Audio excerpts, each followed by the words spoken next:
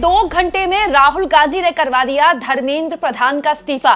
धर्मेंद्र प्रधान के इस्तीफे में अगर जंतर मंतर का रोल है तो विपक्ष का क्या रोल है? कैसे विपक्ष और इंडिया गठबंधन की एकता ने पहली बार सरकार के आगे या फिर सरकार के ऊपर वो दबाव बनाया जो दबाव वो पहले से ही महसूस कर रही थी। दोस्तों, इस सरकार ने अपने 12 सालों की पहली चुनौती अब फेस की जब उसे पहली बार एहसास हुआ कि देश का जो बिल्कुल युवा है, मतलब इतना युवा आप समझ लीजिए 30 साल की कम उम्र का युवा, 12-13 साल से लेकर 30 साल की कम उम्र का युवा, वो ना तो हिंदू मुसलमान में फंसने वाला है, ना ही वो किसी भी तरह से जोर जबरदस्ती करके या वायलेंस की या हिंसा के रास्ते से अपना अधिकार मांगता है। वो अपने ऊपर लाठियां खा लेगा, अपना सर फुड़वा लेगा, वो आंसू गैस के गोले झेल लेगा, लेकिन वो किसी भी हाल में संविधान के अंतर्गत जो उसे अधिकार मिले हैं उसका न केवल पालन करेगा बल्कि उसके जरिए वो सरकार को झुकाने में कामयाब करेगा। जो लोग बोलते थे कि ये जंतर मंतर पर जो मौजूद हैं और देश भर में जो लोग मौजूद हैं जो धर्मेंद्र प्रधान का इस्तीफा मांग रहे हैं, वो देश को नेपाल बनाना चाहते हैं, बांग्लादेश बनाना चाहते हैं। दोस्तों, एक बार फिर से इस आंदोलन ने साबित कर दिया कि इस देश का युवा ना तो देश को नेपाल बनाएगा ना बांग्लादेश बनाएगा, वो हाथ में संविधान की किताब लेकर इस देश की सरकार को जो कुंभकर्णीय नींद सो रही है उसको जगाएगा। और दोस्तों, उनका पूरा सपोर्ट किया देश के विपक्ष ने, बल्कि मैं तो कहूंगी कि बड़े दिनों बाद देश के विपक्ष को याद आया कि एकता भी कोई चीज होती है। कैसे आज एक गजब का कोइंसिडेंट हुआ दोस्तों कि 2 घंटे के अंदर, जी हाँ, धर्मेंद्र प्रधान को लेकर राहुल गांधी ने जो बात बोली वो 2 घंटे के अंदर सरकार को पूरी करनी पड़ी। हुआ क्या दोस्तों कि राहुल गांधी ने आज 12 बजे के आसपास एक प्रेस कॉन्फ्रेंस की जिसमें उन्होंने एक छात्रा को खड़ा किया और उन्होंने बकायदा एक सबूत दिया। अगर आप विस्तार से चाहें तो प्रेस कॉन्फ्रेंस मेरे चैनल में देखिएगा। और राहुल गांधी ने इस प्रेस कॉन्फ्रेंस में एक बात बोली कि धर्मेंद्र प्रधान का इस्तीफा तो होना होगा, वो आपको लेना पड़ेगा और इससे कम में कुछ नहीं चलेगी। अगर आप ये सोच रहे हैं कि उनको दूसरे डिपार्टमेंट में शिफ्ट कर दें, मेरे पास एक खबर है कि उनको दूसरे डिपार्टमेंट में शिफ्ट किया जा सकता है, तबादला कर दिया जाएगा, ये नहीं होगा, इस्तीफा तो देना पड़ेगा। There is some talk going on. We get information these days from the government. There's some talk going on in Mr. Modi's cabinet that the solution is to move Mr. Dharmendra Pradhan from education to some other ministry. This is not acceptable to the students of India. It is not acceptable to anybody. The reason is Mr. Pradhan is a symbol of corruption and of what has happened to the future of India's children. He is a symbol of the destruction of the most valuable thing that this country has, which is our students and their future. And so there is going to be no conversation about Mr. Dharmendra Pradhan being moved here, moved there, put behind, forward, nothing. Mr. Dharmendra Pradhan has to be sacked, period. दोस्तों, 12 बजे राहुल गांधी ने बात बोली, 2:30 बजे खबर आ गई कि धर्मेंद्र प्रधान ने इस्तीफा दे दिया। और ये तब हुआ है दोस्तों जब राहुल गांधी पिछले कुछ दिनों में अगर आप देखें मतलब जबरदस्त तरीके से एक्टिव मोड में आ गए। हालांकि वो देर में आए। देखिए, मैं कोई भगत नहीं हूँ किसी की नेता की, आप मुझे बहुत क्लियर कट जानते हैं कि मैं केवल आपकी बात करती हूँ, वो बात करती हूँ जो सही है, चाहे किसी को बुरा लगे। मैं शुरुआत से बोल रही थी कि राहुल गांधी बहुत देर से आ रहे हैं, वो समझ नहीं रहे हैं कि जंतर मंतर की वजह से देश भर में किस तरह का माहौल है। लेकिन 20 तारीख को, जब 20 जुलाई को आंदोलन में हिंसा हुई और खास तौर पर छात्रों पर लठ बरसा दिए, दिल्ली पुलिस ने टीयर गैस छोड़ दी और जो विजुअल्स आए उसने पूरे देश को झकझोर किया। और राहुल गांधी को भी सामने आकर बकायदा वीडियो शेयर करके ये ऑफिशियल बयान जारी करके एलओपी के तौर पर बताना पड़ा कि ये बर्दाश्त नहीं किया जाएगा। इनफैक्ट 20 तारीख से ही संसद नहीं चल रही है, 20 तारीख से, आज इस्तीफा हो गया है, अब सोमवार को संसद चलेगी नहीं चलेगी तो आने वाला वक्त बताएगा। लेकिन सरकार टाइम बाय कर रही थी और उसके साथ साथ राहुल गांधी पीछे से सरकार पर एक तरह से दबाव बनाने का काम कर रहे थे, जो पॉलिटिकल सिनेरियो में विपक्ष का काम होता है। सबसे पहले राहुल गांधी ने क्या किया दोस्तों, पीएम आवास पर धरना, वो इस सरकार के लिए मतलब एकदम अलार्मिंग सिचुएशन था। राहुल गांधी जमीन पर लेटे हुए हैं और घुटनों से पुलिस वाले उनको खींच रहे हैं। ये जो फोटो थी ना, ये मतलब आप वीडियो कुछ सेकंड की हो लेकिन ये पूरी की पूरी मतलब आप देखिए कांग्रेस को इसने जगा दिया।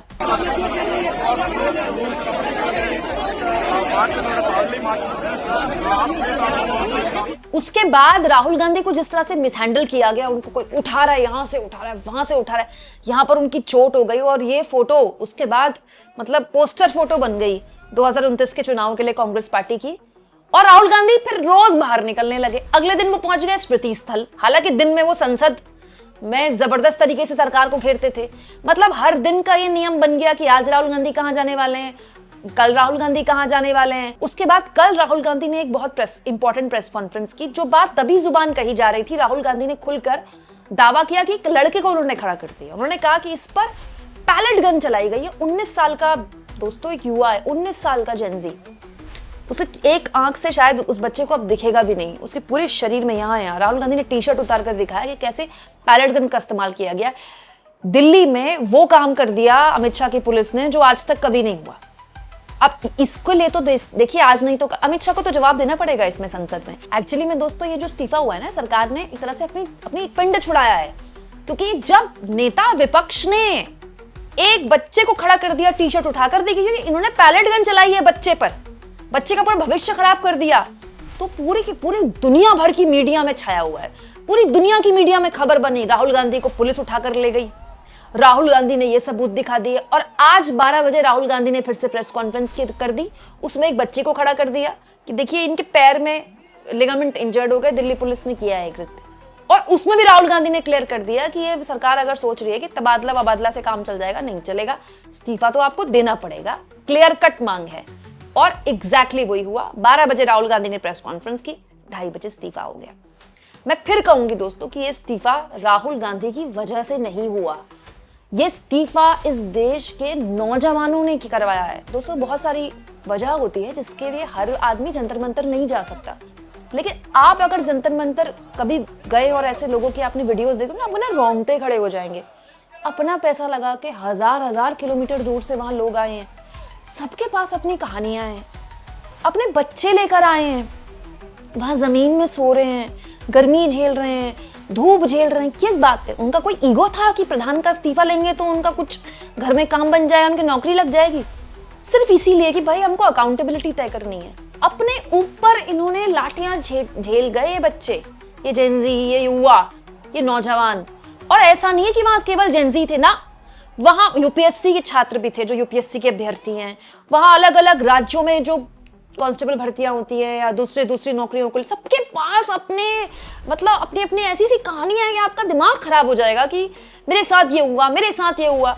उन सबको ऐसा लगा जैसे कि ये एक मंच है, ये एक जगह है जहां मैं अपनी आवाज उठा सकता हूं। और देश के लगभग हर राज्य में प्रोटेस्ट हुआ है, तमिलनाडु तक में प्रोटेस्ट हो रहा था, केरला में प्रोटेस्ट हुआ है, पुणे में प्रोटेस्ट हुआ है, मुंबई में प्रोटेस्ट हुआ है राजस्थान में। दोस्तों नॉर्थ ईस्ट के राज्यों से प्रोटेस्ट की खबर आई है, उत्तराखंड से प्रोटेस्ट की खबर आई है। इसीलिए सरकार को यह करना पड़ा है। कोई कुछ भी कहानी बना ले, ये सिर्फ और सिर्फ देश के युवा ने करके दिखाया है।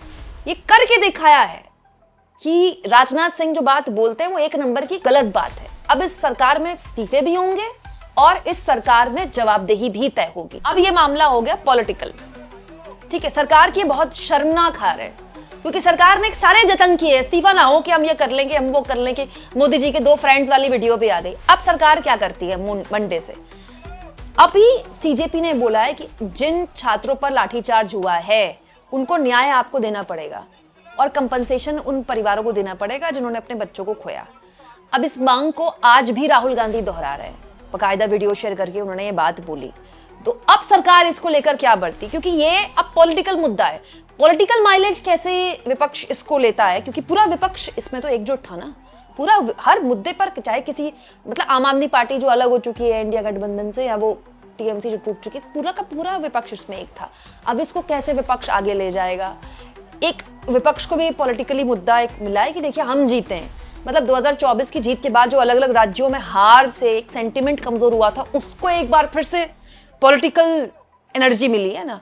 अब देखते हैं इसको आगे कैसे भुनाया जा सकता है विपक्ष द्वारा। ये तो खैर विपक्ष का काम है, लेकिन इसमें कोई दो राय नहीं है कि एलओपी के तौर पर देर से ही सही, लेकिन राहुल गांधी ने अपनी जिम्मेदारी निभाई। यही एलओपी का काम है। इनफैक्ट मैं केवल राहुल गांधी के नहीं बोलूंगी, मल्लिकार्जुन खड़गे के साहब के लिए बोलूंगी। राज्यसभा में एक दिन नहीं गया है 20 तारीख के बाद से, एक दिन जब खड़गे साहब ने खड़े होकर जो प्रदर्शनकारियों पर लाठियां भाजी गई उसका मुद्दा नहीं उठाया है। बार बार जब वे मुद्दा उठाते थे एडजर्न हो जाती थी पार्लियामेंट। अगर आप चाहें तो मेरा ये वीडियो भी देखिएगा, ये भी मैंने आपको दिखाया है। आपको क्या लगता है दोस्तों, विपक्ष ने जो भूमिका अपनाई, क्या ये सही भूमिका थी या और एग्रेसिव होकर सामने आना चाहिए था? कमेंट बॉक्स में जरूर लिखें।